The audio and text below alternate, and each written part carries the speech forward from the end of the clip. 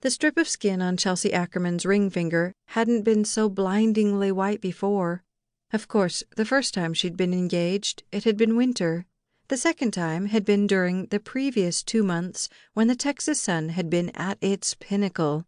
This past summer's heat alone could have bronzed her skin while she worked indoors, all except what the diamond had protected. She stared at that line, taking her attention from the 2-lane highway leading her home.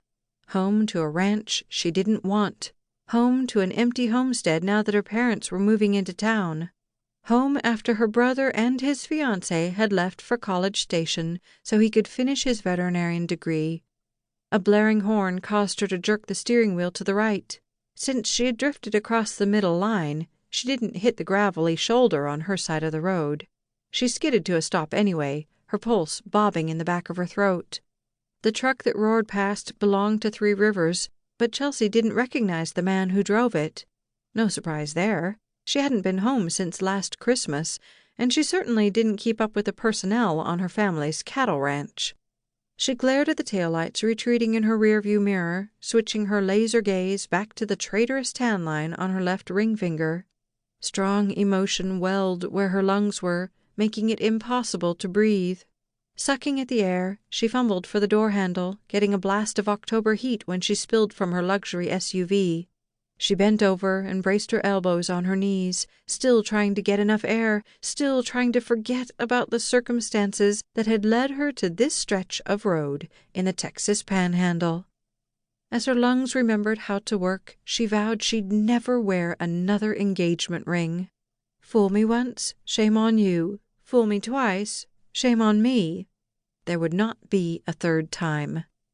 Chelsea collected herself, grateful for once for the low population of Three Rivers. She gathered her designer sunglasses from where they'd fallen on the asphalt and returned to the driver's seat. The air-conditioned seats drove away the heat, and when she sealed herself back in the SUV, the air had re-oxygenated itself. Gripping the steering wheel, she prepared to keep on toward her destination, much as she didn't want to. A sign several yards down the road caught her attention. She inched the car forward until she could read the faded letters. 3 Rivers Ranch, 5. 5 more miles until she met the worst turn her life had taken in the past 28 years. Beneath the old sign hung a much newer one that hadn't been there 10 months ago. Courage Reins Therapeutic Riding. No mileage included. Chelsea puzzled through what that sign could mean. Was this therapeutic riding program at the ranch? Surely not. Someone would have mentioned as much to her. After all, she was the one taking over the management of the homestead until Squire graduated. The thought of planting and weeding her mother's massive vegetable garden made Chelsea feel 20 pounds heavier. She pressed on the accelerator and centered the car in the appropriate lane.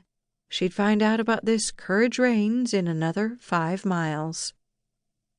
At the turnoff to Three Rivers, she squinted through the dusky sky to see another sign, new, with the same words, Courage Reins.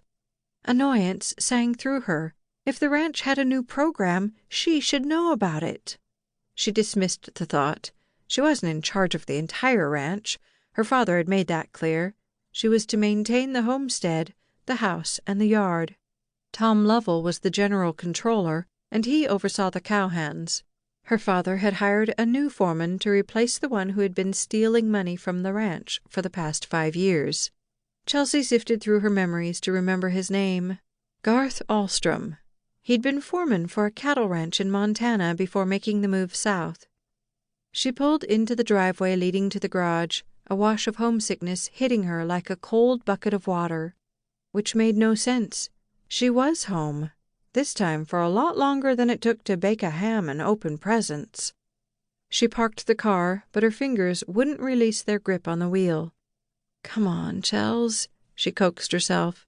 "Just go in. It's going to be fine." Fine wasn't quite the word she'd been using on the 6-hour drive from Dallas. Fine wasn't the word her boss had used when she'd told him she was quitting to babysit a piece of land and a house. Fine wasn't the word that came to Chelsea's mind when she got the call from the hospital informing her of her fiancé's accident.